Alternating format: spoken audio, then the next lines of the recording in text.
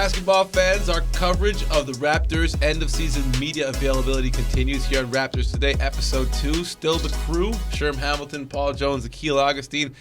For today's episode, we kick things off with Fred VanVleet. I don't think it's the right timing.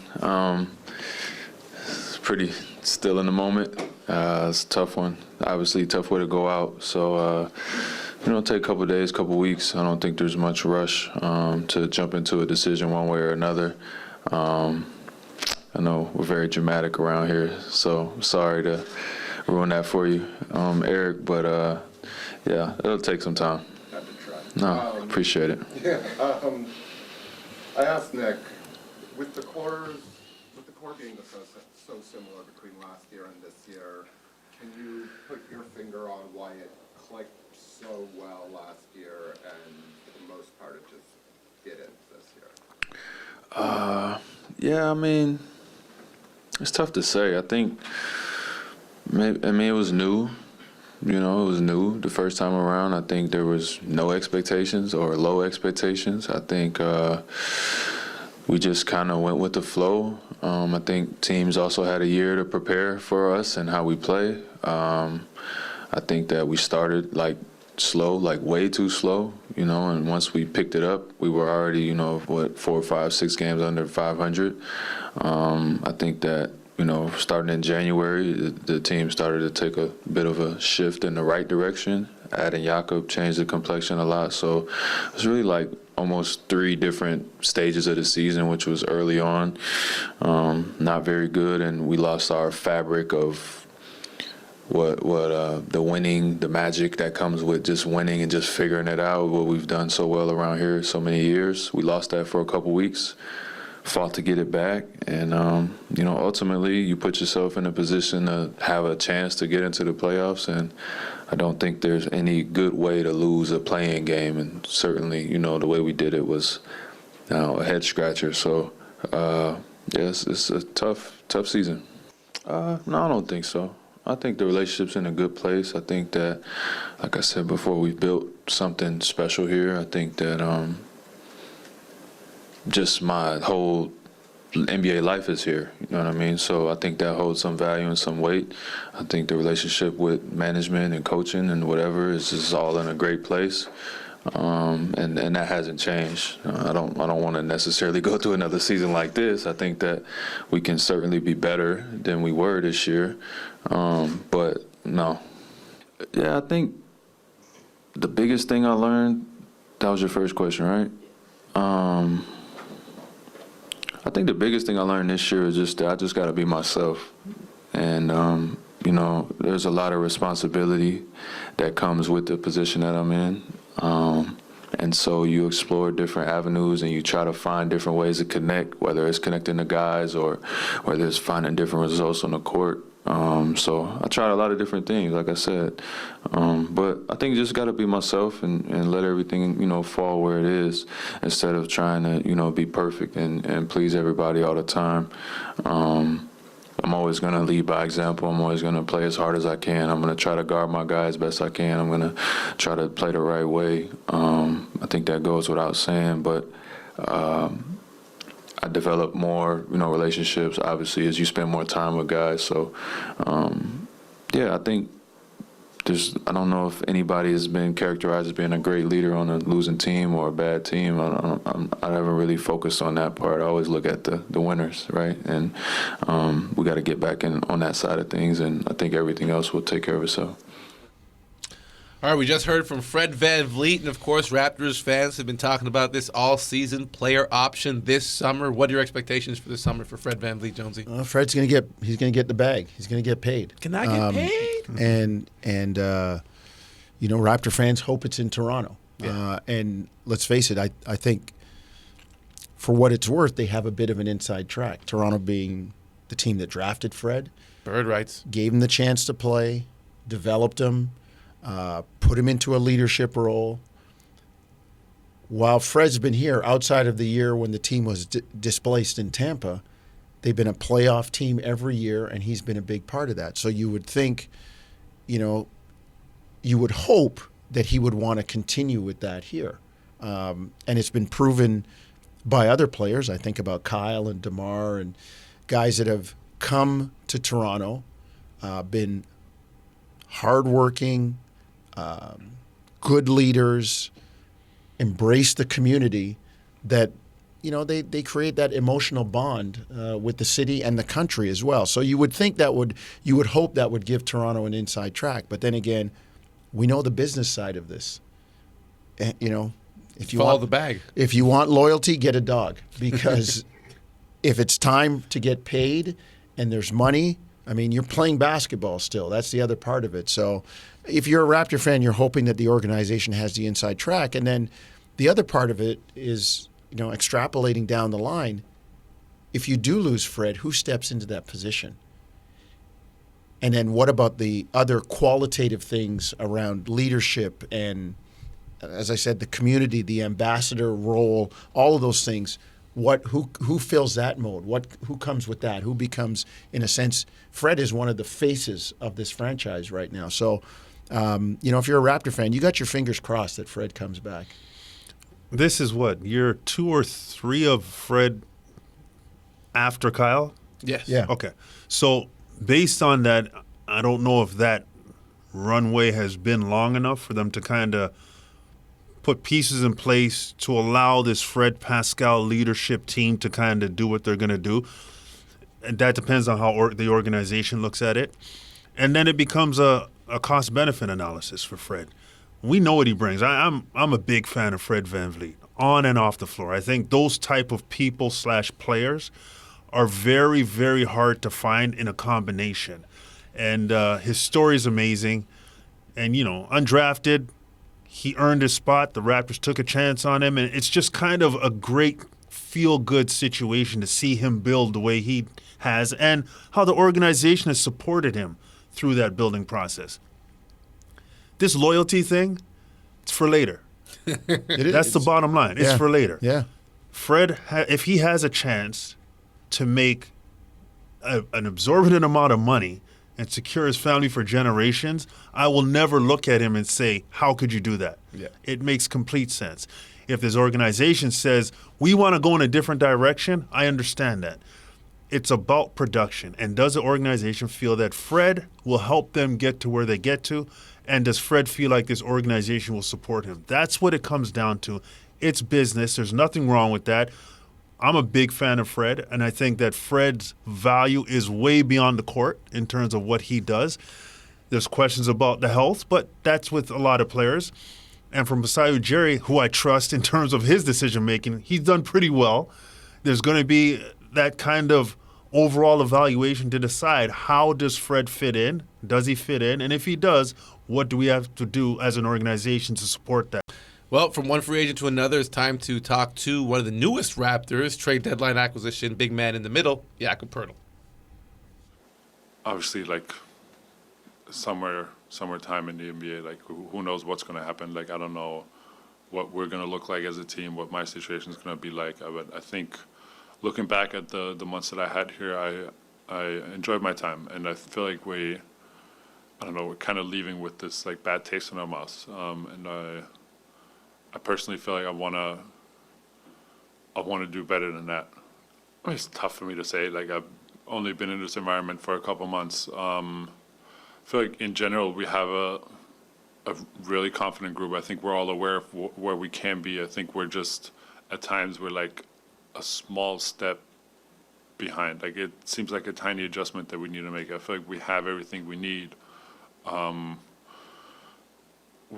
not quite there, and it's about figuring out what that is to put us in a spot where we are we're really good on a consistent level, you know what I mean? But what those adjustments are, it's like I said, it's not always easy to figure out. It might be a small change in mindset here, it might be a small tactical change. I don't know. I can't tell you that. But it's about figuring that out to become a winning team, a really winning team. It was frustrating. It was really frustrating because we felt so in control of that game, or I felt like we were really in control of that game. I feel like we have a really good matchup against them. yeah, like we almost went. Maybe we went too much into cruise control, and like we like let off the gas a little bit and let them back in. Yeah, I don't know. It's tough looking back at a game like this where we really should have just closed it out. And for numerous reasons, like I said, we let off, we let them gain some confidence, and then obviously they're a talented team. So like when you let them back in the game and like they gain all that confidence, and we put ourselves on the back foot. So yeah, it hurts to go out like that, and it's kind of like what I said before the game, like the nature of a one and done game like that. You can't allow yourself to relax even for a minute, because if we just kept doing what we were doing, we would have been fine. We probably would have closed the game out easily, but we made it a close game towards the end, and then yeah, it's a matter of one shot going in or not, one call going your way or not. Like, and we shouldn't have let it get to that spot.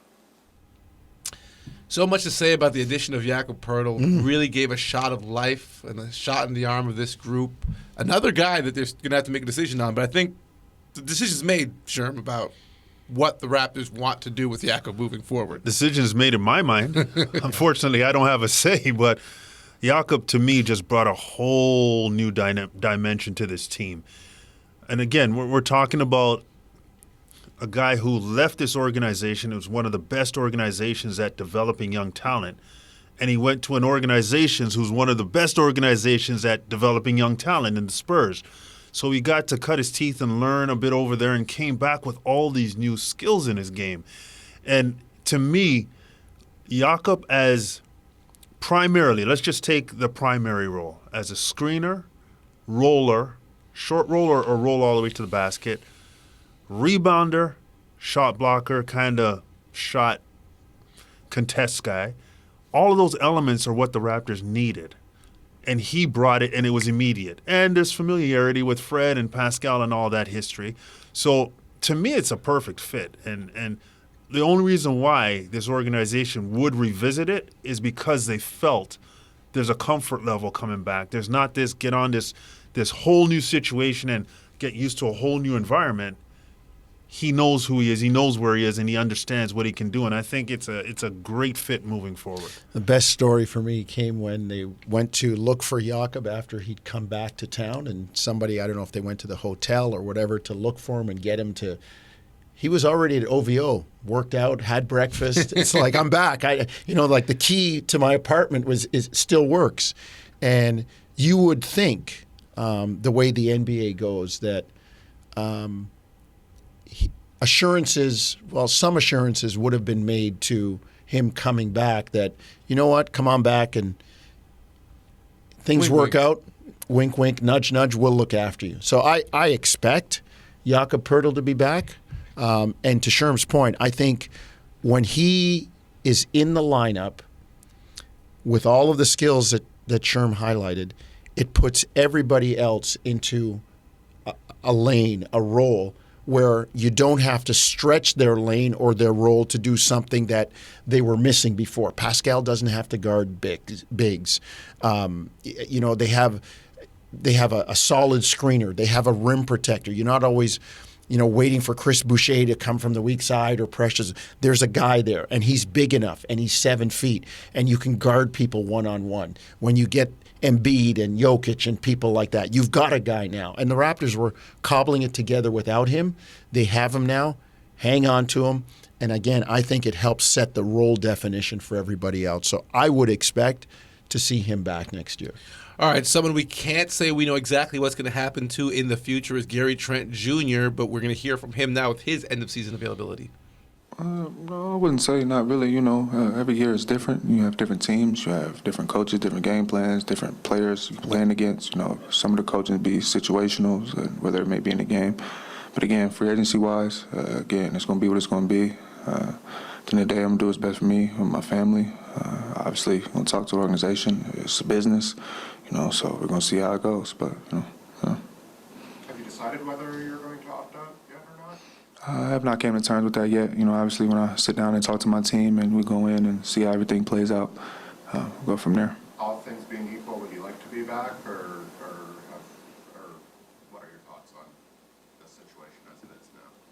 again, it's going to be what it's going to be. It's a business. I love Toronto. It's been a great time here so far. Restaurants are great. It's a good city. It's a great place to be. So, yeah, honestly, right now it's just, reflecting. Reflecting on what was going on, what transpired, whether it's individual players, whether it's coaching, front office, just anything.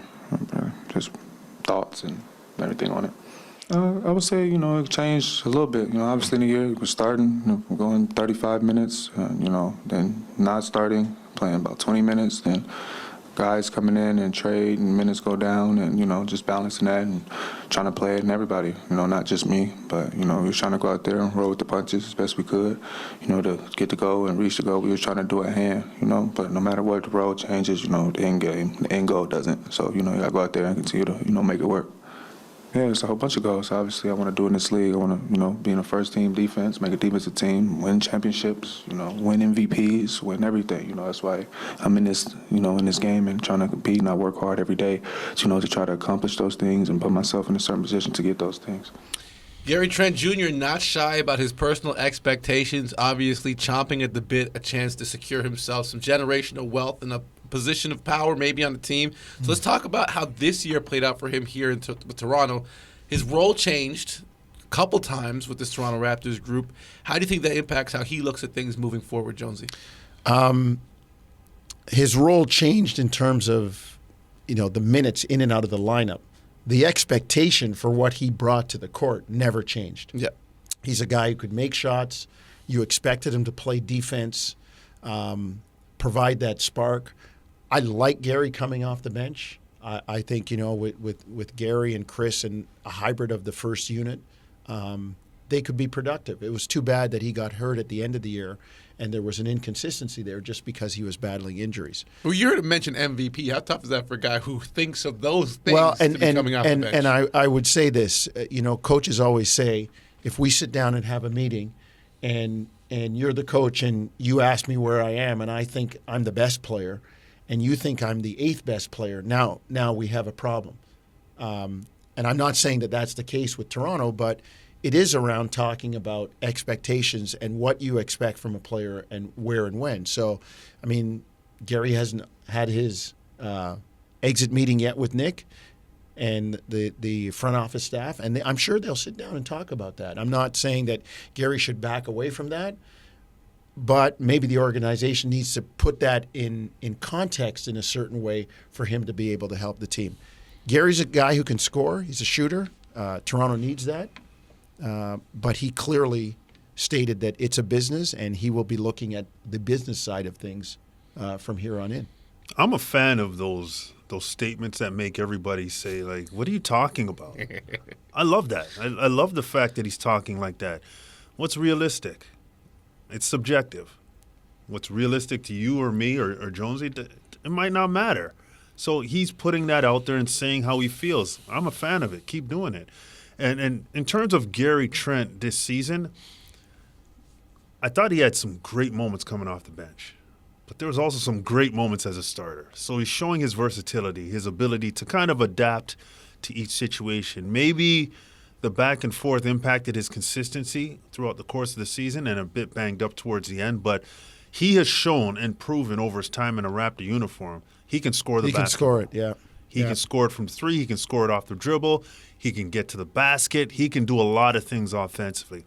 Defensively, active hands. Can get in passing lanes, deflect balls. He's a very, very irritating person defensively. So he's showing a lot of value, and he's young still. It's not like he's 30 years old. He's a young guy. So he has value, and he's going to get a lot of interest because of his age, because of his skill set, and because he's shown outside of Portland how much bigger his game is when he's given an opportunity. This is what you call taking advantage of an opportunity. Came to Toronto, playing in the shadows of C.J. McCollum and Damian Lillard, created a space to say, this is really what you get when you get a Gary Trent Jr., and now the league has looked at it and said, okay, there's a lot of value here that we didn't see in Portland. Well, we talked to and about a lot of players whose futures are uncertain with the Toronto Raptors. One guy who's been a staple, that's OG Anunoby, and defense when you talk about OG Anunoby. But let's hear from him now. How would you sum up your season personally? I think it was a good season. I think from start to finish, I got a lot better, and that's the goal every season, to finish better than you started. So individually, I think I got better. But as a team, I guess, on the other side, it didn't go quite nearly as well as you guys expected. Mm-hmm. Do you have a why? Don't have a why, just stuff doesn't go as planned sometimes. It's only. How did you feel about your offensive role with this team this season? What do you mean, how I feel? Were you satisfied with your the shot opportunities created for you and how you were working to the offense? Yeah, I think so. I think we have a lot of good players, so that's how it is when you have a team of good players. Everyone just tries their best to be involved, and I think we did a good job of doing that. Nick was talking the other day and was kind of commending you for how professional you've been throughout the season, especially during that stretch at the trade deadline when there was a lot of noise out there. Was that a difficult stretch for you, or has this been a difficult season with balancing some of the business stuff or the outside of the game stuff with the on-the-court stuff? I mean, I can't really control anything that's being said. All I can do is try my best every day, try to perform on the court. So regardless, I always try to stay focused on that. You made strides both offensively and defensively. Was there one area that was more satisfying for you in terms of the jump you made? Probably not one area, all around. All around. I'm proud of both sides. I mean, defense is obviously a big part of yours, but do you feel the strides made on the offensive side were maybe even a little bigger than that on the defensive side, considering what you'd already accomplished? Maybe, yeah, but I think both sides were equal. I think I got better on both sides. I don't know how to measure. What would all defense recognition, now that the votes are all in, what would that mean to you if you were to get that? I think it would mean a lot. I think it would be very deserved. I think I've been a great defender for a while, so it'll just be the validation. All right, well, with that, we wrap up our second of two end-of-season media availability shows here on Raptors Today. We are still waiting for the final season comments from Raptors organizational president Masai Ujiri, so stay tuned for that. On behalf of Sherman Hamilton, Paul Jones, myself, Akil Augustine, our production crew of Nikhil and Jake, we thank you guys for watching, and we'll see you next time.